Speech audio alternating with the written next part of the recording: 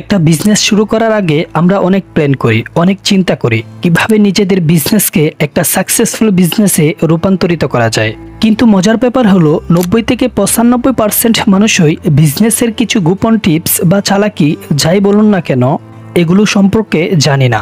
কারণ এগুলো সাধারণত স্কুল, কলেজে বা ইউনিভার্সিটিতে শেখানো হয় না। আর বড় বড় কোম্পানি যারাই বা এগুলো জানে তারাও আমাদের সাথে এগুলো শেয়ার করে না। যেহেতু আমরা এই নিয়মগুলো জানি না, তাই আমরা বিজনেসে লস খাই।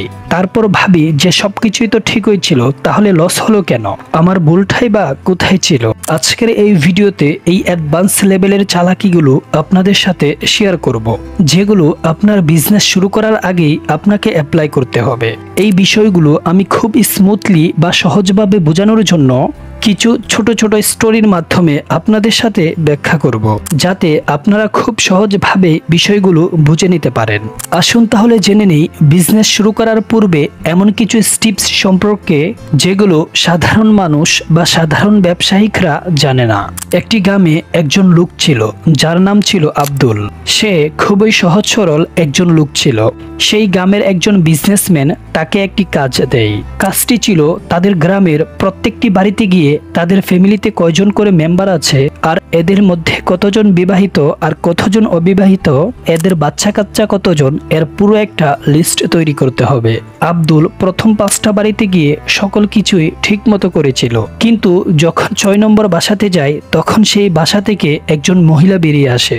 আব্দুল তাকে জিজ্ঞাসা করে, আপনার নাম কি? তখন সেই মহিলা উত্তর দেয়, আমার নাম বিলকিস। আব্দুল তাকে জিজ্ঞাসা করে, আপনার বাচ্চা কয়জন? মহিলা তাকে উত্তর দেয়, আমার বাচ্চা 3 জন। এরপর আব্দুল তাকে জিজ্ঞাসা করে, আপনি কি বিবাহিত না অবিবাহিত? এটা শুনে মহিলা প্রচন্ড রেগে যায়, আর মহিলা বলতে থাকে, যদি আমার 3টা বাচ্চা থেকে থাকে তাহলে আমি বিবাহিত নাকি অবিবাহিত। মহিলা মনে করে আব্দুল কোনো খারাপ উদ্দেশ্য নিয়ে এসেছে। এটি ভেবে মহিলা তাকে জুতাপিটা করে। এটা দেখে এলাকার কিছু পরিচিত মানুষ এগিয়ে আসে তাকে বাঁচানোর জন্য। তারা তাকে বোঝায়, তুমি আগে জিজ্ঞাসা করেছো যে তার বাচ্চা কয়জন, তারপর জিজ্ঞাসা করেছো তার বিয়ে হয়েছে কিনা। এখানে তুমি গরমিল করে ফেলেছো। তোমার এখানে বোঝা উচিত ছিল আগে তার বিয়ে হয়েছে কিনা তা জিজ্ঞাসা করা, পরবর্তীতে তার বাচ্চা কাচ্চা কয়জন তা জিজ্ঞাসা করা। এরপর আব্দুল মনে মনে চিন্তা করে, এখন থেকে তাহলে সিরিয়াল মতেই প্রশ্ন করব। সেই দিন আব্দুল মন খারাপ করে সে বাড়িতে ফিরে যায়। পরের দিন আব্দুল আরেকটা বাড়িতে যায়, সেখান থেকেও একজন মহিলা বেরিয়ে আসে। আব্দুল এবার কনফিডেন্টলি তাকে জিজ্ঞাসা করে যে আপনার নাম কি? মহিলা তাকে উত্তর দিল যে আমার নাম ফুলমতি। এবার আব্দুল আগের দিনের মতো ভুল না করে তাকে জিজ্ঞাসা করলো যে আপনি কি বিবাহিত না অবিবাহিত? মহিলা উত্তর দিল, আমি অবিবাহিত। আব্দুল তাকে জিজ্ঞাসা করলো যে আপনার বাচ্চা কতজন? তখন সেই মহিলা অনেক রেগে গিয়ে বলে যে আমি তো আগেই বলেছি যে আমি অবিবাহিত, তাহলে আমার বাচ্চা আসবে কোথায় থেকে? তারপর সেই মহিলা আগের মহিলার মতোই তার উদ্দেশ্য খারাপ ভেবে তাকে জুতাপিটা করলো। এই গল্প থেকে কোন জিনিসটা আমরা আমাদের বিজনেসে কাজে লাগাতে পারি তা আমি একটু পর বলছি। চলুন আরেকটা ছোট গল্প শুনে আসি। একদিন আব্দুল তার বন্ধুর জন্মদিনের পার্টিতে যায়। তখন আব্দুল দেখতে পায় তার বন্ধু কেক কাটার সময় সবাই তাকে বলছে happy return of the day. আর এটা শুনে আব্দুলের বন্ধুও খুব খুশি হচ্ছিল, তাই আব্দুল এই কথাটি নোট করে রেখে দেয়। এরপর আব্দুল মনে মনে ভাবে যে এরপর কোথাও সুযোগ পেলে সে এই কথাটি বলে দিবে। কিছুদিন পর আব্দুল তার গ্রামের এক বান্ধবীর বিয়েতে যায়। বিয়ে শেষ হওয়ার পর আব্দুল তাকে বলে many many happy return of the day. এটা শুনে আব্দুলের উপর সবাই রেগে যায়। যাই হোক, এই হিস্টোরি দুটি থেকে আমরা যা জানতে পারলাম তাকে আমি চাণক্যনীতির সাথে মিল রেখে আপনাদেরকে ডিফাইন করার চেষ্টা করছি। চাণক্যনীতিতে বলা হয়েছে ব্যক্তির উপর ধ্যান দাও। যেখানে আব্দুল ভুল ব্যক্তিকে ভুল প্রশ্ন করেছিল, তাই তার রেজাল্ট অনেক খারাপ হয়েছিল।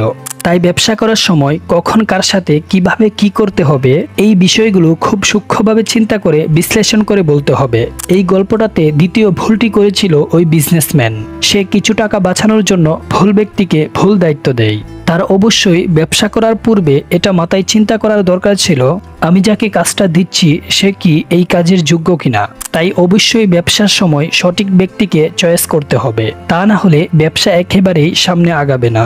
চাণক্যনীতিতে বলা হয়েছে কাজ করার আগে সময় দেখো। আব্দুল ভুল সময়ে ভুল কথাটি বলে ফেলে।